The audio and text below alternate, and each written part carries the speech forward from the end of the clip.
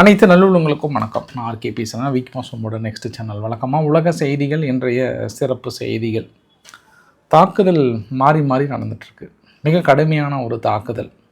மறுபடியும் ஈரானே வருது பாருங்க. அதை நம்ம பேசிட்டே இருந்துட்டு ரஷ்யானுடைய வைல்டு பெரிஸ்ன்னு சொல்லிட்டு அந்த ஆன்லைன் சேல்ஸ் பண்ணுற அந்த குடோன்லாம் இருக்குது இல்லையா, அங்கே ஒரு கடுமையான தாக்கல் நிகழ்த்தியிருக்காங்க. பதிலுக்கு இவங்க தாக்கல் நடத்தியிருக்காங்க. ரொமானியா மீது யாரோ மறுபடியும் ஒரு ட்ரோன் தாக்கல் நிகழ்த்தியிருக்காங்க. அதனால் அந்த ஏரியா முழுவதும் பரபரப்பாக தான் இருக்குது. சுற்றி இருக்கக்கூடிய அரசியல் நிகழ்வுகள் என்ன, பல பரபரப்பு சம்பவங்கள். அது இல்லாமல் அங்கே இஸ்ரேலுடைய எல்லைப்பகுதி, இஸ்ரேல் பாலஸ்தீன் எல்லை பகுதியில் ஒரு துப்பாக்கி சூடு, கிட்டத்தட்ட 4 பேர்த்துக்கு மேலே இறந்து போயிட்டாங்க. அங்கே ஒரு பரபரப்பான சம்பவம் இருக்கிறது. ஜெலன்ஸ்கி கொடுத்த ஆஃபரை ரிஜெக்ட் பண்ணிட்டாரு. அதனால் உள்ள இன்டர்னல் ரிஃப்ட் பிளவு பெரிய அளவுக்கு நடந்துகிட்டே இருக்குது. பார்க்கலாம் என்ன நடக்க போகுதுன்னு சொல்லிட்டு. ஸோ பதிவுக்குள்ளே போகிறதுக்கு முன்பு நீங்கள் நம்ம சேனலை சப்ஸ்கிரைப் பண்ணலாம். சப்ஸ்கிரைப் பண்ணிட்டு வாங்க. மறக்காம பெல் பட்டன் கிளிக் பண்ணி ஆல் ஆப்ஷன்ஸ் கொடுங்க. வீடியோ போகலாம்.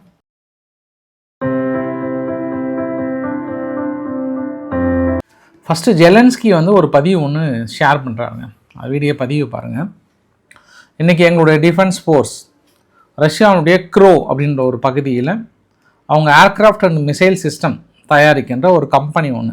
அவனுடைய டிஸ்டன்ஸ் 1350 கிலோமீட்டர். ஆயில் ஃபெசிலிட்டிஸ் பக்கத்தில் இருக்கக்கூடிய அந்த முக்கிய நிலைகள் மீது சக்ஸஸ்ஃபுல்லாக நாங்கள் ஸ்ட்ரைக் பண்ணியிருக்கோம். அது இல்லாமல் மாஸ்கோ பக்கத்தில், செயின்ட் பீட்டர்பர்க் பக்கத்தில் ரஷ்யாவுடைய லாஜிஸ்டிக்ஸ் ஒன்று இருக்குது. அதன் மீது நாங்கள் தாக்கல் நடத்தியிருக்கோம். ஸோ எங்களுடைய இன்டெலிஜென்ட் ஏஜென்சியும் சரி, எங்களோட செக்யூரிட்டி சர்வீஸ் ஆஃப் உக்ரைனும் சரி, இந்த ஒரு கச்சிதமான தாக்குதலை முன்னெடுத்திருக்காங்க. எங்களோட ஃப்ளமிங்கோ மிசைல்ஸ் பெரிய அளவுக்கான அச்சீவ்மெண்ட் பண்ணியிருக்கு. அவங்க ரஷ்யாவுடைய மிலிட்டரி பிளான்ட்டு அவிடெக் அப்படின்னு ஒரு நிறுவனத்தின் மீது மிக கச்சிதமான தாக்குதல். ஒட்டுமொத்தமாக ரஷ்யா மீது கிட்டத்தட்ட 400க்கும் மேற்பட்ட ட்ரோன் தாக்கலை நிகழ்த்தியிருக்காங்க. அதை பெரிய அளவுக்கு சக்ஸஸ் பண்ணியிருக்கோம். 2 இடத்துல அடிப்பொலி பிரித்து மேய்ஞ்சிட்டோம் அப்படின்னு சொல்லி ஒரு பதிவை வெளியிடுறாரு.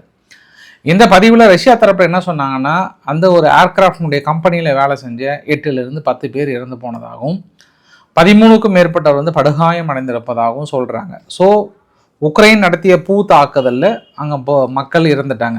பட் ஆனால் அதை பூ தாக்குன்னு சொல்லுவாங்க. அப்போ பதில் தாக்குதல்னு ஒன்று இருக்கும்ல, பதில் தாக்குதல் மிக முக்கியமான தாக்குதல்.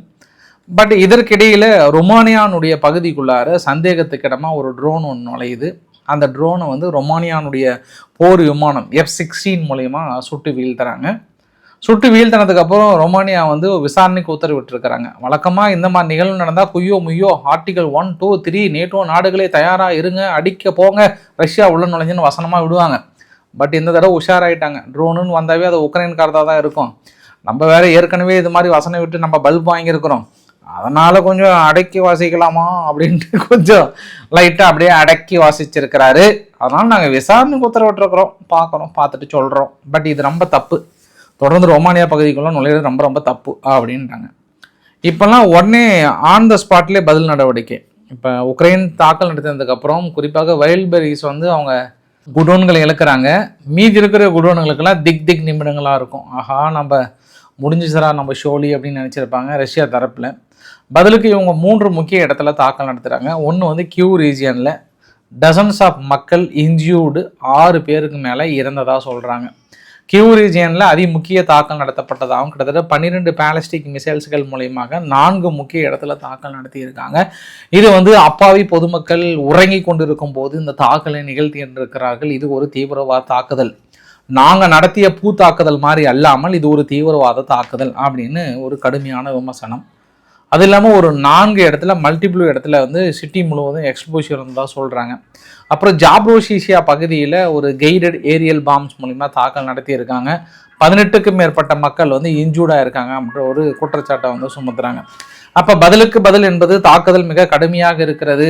இந்த சமயத்தில் அந்த ரிஃப்ட், இன்டர்னல் பிளவு அப்படின்னு சொல்லுவாங்கள்ல, அந்த ஃபெட்ரோ அவர்களை தனது டிஃபென்ஸில் இருந்து தூக்கிட்டார் இல்லையா. அதனால் அவருக்கு என்ன பண்ணுறாரு, ஒரு ஆஃபர் ஒன்று கொடுத்தாரு. டெப்டி பிரைம்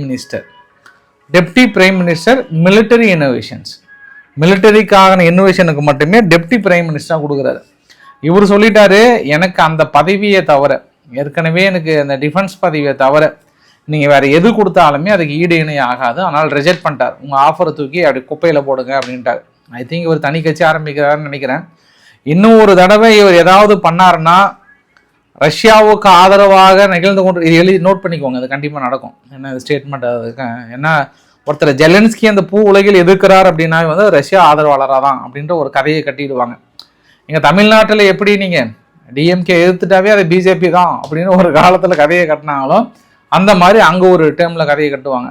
ஜெலன்ஸ்கி எதிர்த்துட்டாவே அவங்க ரஷ்யானுடைய ஆள் தான் அப்படின்ற ஒரு கண்டிஷனுக்கு வந்துடுவாங்க.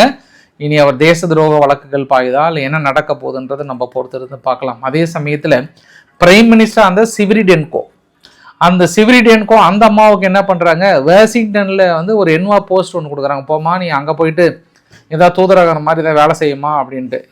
அந்த அம்மா என்ன பண்ணிட்டாங்க, நகி அப்படின்னு அவங்களுமே வந்து ரிஜெக்ட் பண்ணியிருக்கிறாங்கன்ற மாதிரி வந்து கேள்விப்பட்டேன்.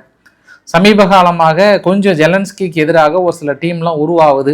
அவங்க ரஷ்யாவுடைய பி டீம்னு முத்திர குத்தி ஜெயிலுக்கு தள்ளுறாரா இல்லை அதை எப்படி கையாள போறாருன்றதை பார்க்கலாம். நம்ம கருங்கடல் பகுதியை முழுமையாக அன்சேஃப் ஜோனாக அனௌன்ஸ் பண்ணிட்டாங்க ரஷ்யா.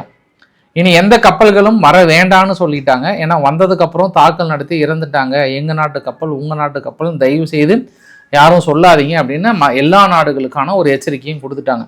ஏன்னா உங்களுக்கு ஒரு வரைபடத்தை காட்ட விரும்புகிறேன் நான். ஜூலை 11 ஜூலை 22 வரைக்கும் ரஷ்யா நடத்திய தாக்குதல் இது கொஞ்சம் சர்ப்ரைஸாக தான் இருந்தது. நானும் பார்த்தோன்னே ஜூலை 11 2 கப்பல்கள் மீது தாக்குதலை நடத்தியிருக்காங்க. கிளைம்டு ஸ்ட்ரைக்கு, கன்ஃபார்ம்டு ஸ்ட்ரைக் அப்படின்றது ஒன்று. கிளைம்டு ஸ்ட்ரைக் 36, கன்ஃபார்ம்டாக 21 கப்பல் சேதாரம் அடைந்திருக்கிறது. ஒட்டுமொத்தமாக இதுதான் அந்த ஒடிஷாவுடைய துறைமுகத்தில் அவங்க முக்கியமாக கப்பல் நிறுத்தி தானிய ஏற்றுமதிகள் செய்கிற இந்த சமயத்தில் அடுத்தடுத்த தாக்குதல்களை நிகழ்த்தி இருக்கிறார்கள். 21 கப்பல், இன்னைக்கு 22 ஜூலை வரைக்குமே பார்த்தீங்கன்னா 2 கப்பல் மீது நாங்கள் தாக்குதல் நடத்தியிருக்கோம் அப்படின்னு சொல்கிறாங்க. ஒட்டுமொத்தமாக இது தாக்குதலுக்கான பதிவுகளை பார்க்க முடிகிறது. அப்போ இவங்க பதில் தாக்குதல் அப்படின்னும் போது நம்ம அதாவது அவங்களுடைய 146 கப்பலுக்கு மேலே தாக்கல் நடத்துறதுல இவங்க 36 கிளைம் பண்ணுறது ரொம்ப கம்மி தான். சரி, ஓகே. அதாவது நம்ம மறுபடியும் சொல்கிறேன், ஏன்னா எப்பவுமே மனசில் ஆணித்தரமாக உள்ள பதியணும். அது உக்ரைன் அந்த ரோஸ்டோவ் அசோஸ் ரீஜியனில் ரஷ்யானுடைய இது மாதிரி ஏற்றுமதி இறக்குமதி செய்யப்படுகிற கப்பல் கிட்டத்தட்ட 148 156 பக்கம் தாக்கல் நடத்திட்டாங்க. இவங்க பதிலுக்கு 36. சரி, இப்போ உக்ரைனுடைய ஃபாரின் மினிஸ்டர் என்ன சொல்கிறார் அப்படின்னா, உலக உணவுக்காக நாங்கள் ஏற்றுமதி செய்கிறது குளோபல் கார்ன் எக்ஸ்போர்ட் வந்து ஒட்டுமொத்தமாக 6% கார்ன் எக்ஸ்போர்ட்டும் வீட் எக்ஸ்போர்ட் வந்து கிட்டத்தட்ட 11% பக்கம் நாங்கள் ஏற்றுமதி பண்ணுறோம். இப்போ இது வந்து தடுக்கிறதுனால மிடில் ஈஸ்ட்லேருந்து மீது எல்லாத்தையுமே உணவு பஞ்சம் வருகிறது. இந்த உணவு பஞ்சத்தினால ரஷ்யா என்ன பண்ணுறாங்கன்னா இந்த தானியத்தை ஆயுதமாக பயன்படுத்தி தனது தாக்குதலை நடத்துகிறது. இன்னைக்கு உலகமே பஞ்சமாக இருந்து விலை ஏறி இந்த அளவுக்கு நடக்குது அப்படின்னா ரஷ்யாவை உடனடியாக கண்டிக்க வேண்டியது ஐநாவில் போட்டு கதறுன்னு கதறிட்டாங்க. இன்னைக்கு ஓடி வந்து தனிப்பட்ட முறையில் வெஸ்டர்ன் நாடுகள்கிட்டையும் மற்ற நாடுகள்கிட்டையும் கோரிக்கை வைக்கிறாங்க. வெஸ்டர்ன் தேசமே, உங்களுக்கு வரக்கூடிய அந்த மக்காச்சோளமும் அந்த கோதுமையும் ஏற்றுமையும் தடுக்கிறதே, இதை நீங்கள் கேட்க மாட்டீர்களா? ஐயோஹோ, இது அநீதி அல்லவா? இது மக்களுக்கு செய்யப்படுகிற துரோகம் அல்லவா? உலக மக்களுக்கு செய்யப்படுகிற அநீதி அல்லவான்னு ஆஹா ஓஹோ ஐயோஹோ இங்கெல்லாம் மைக்கு பிடிச்சா பேசுவாங்கல்ல, அந்த மாதிரி பேசி தள்ளுறாரு. என்ன கான்செப்ட் அப்படின்னா, பாஸ் நீங்கள் அடிச்சதை விட அவங்க கம்மியாக தான் அடிச்சிருக்காங்க, இதுக்கே அப்படி புலம்பனா எப்படி? இப்போ தெரியுது இல்லை? அப்போ ஏற்கனவே அந்த பிளாக் சி கடுங்கடல் பகுதியிலும் அசோஸ் பகுதியிலும் வந்து எந்த தாக்கல் நடத்தக்கூடாதுன்னு சொல்லிட்டு துருக்கி ஓடி வந்து ஒரு 1.5 வருஷத்துக்கு முன்னாடி ஒரு ஒப்பந்தத்தை போட்டாங்க.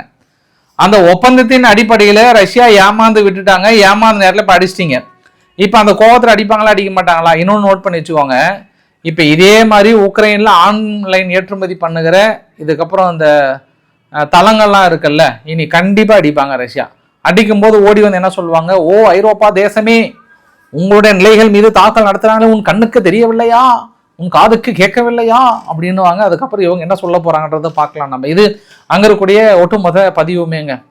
இங்கே பாலஸ்தீன் பகுதி, அதாவது வெஸ்ட் பேங்க் இருக்கு இல்லையா, வெஸ்ட் பேங்க் பகுதிக்குள்ளார ஒரு பாலஸ்தீன செட்டிலர்ஸ் என்ன பண்ணுறாங்க, ஒரு பிரச்சனை வருது. யார்? இஸ்ரேலினுடைய செட்டிலர்ஸ், இஸ்ரேலினுடைய நபர்களுக்கும் அந்த வெஸ்ட் பேங்க் பகுதியில் இருக்கக்கூடிய நபர்களுக்கும் ஒரு சில பிரச்சனை வருது. இராணுவம் உள்ளே போகுது. உள்ளே போன உடனே இந்த பாலஸ்தீன நபர் என்ன பண்ணுறாரு, இராணுவத்துக்கிட்ட இருந்தக்கூடிய துப்பாக்கியை பறிச்சிடுறாரு.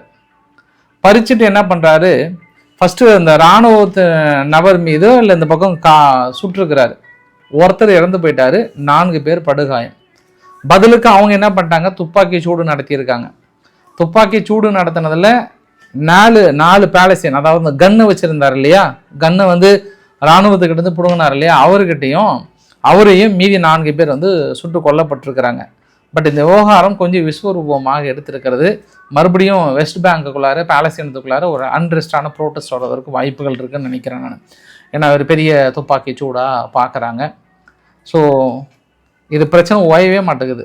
எங்கே அந்த வெஸ்ட் பேங்க் பகுதிக்குள்ளார தொடர்ந்து இவங்க ஒரு சில பகுதிகளை வீடு கட்டுறது, அந்த பகுதியில் வந்து வெளியேற்றுறது, தொடர்ந்து ரைடு விடுறது, மறுபடியும் அந்த இடத்துல நேற்று கூட என்ன பண்ணிட்டாங்க, ஃபுல்லாக அந்த விவசாய நிலங்கள்லாம் கொளுத்தி விட்டாங்க, பாலஸ்தீன விவசாய நிலத்தையெல்லாம். அதனால் அந்த பிரச்சனை தொடர்ந்து இருந்துகிட்டே இருக்குது. இன்றைக்கி துப்பாக்கி சூடு வரைக்கும் போயிடுச்சு. அதனால் நான் அடுத்த கட்டம் என்ன நடக்க போதோ தெரியல, பார்க்கலாம். நம்ம அடுத்து ட்ரம்ப் அவர்கள் என்ன பண்ணுறாரு, ஏற்கனவே கனடாவுக்கு ஒரு அதிர்ச்சி கொடுத்துட்டாரு. வரிக்குதிரை வரிசாமி அவர்கள் போட்டு விட்டார்.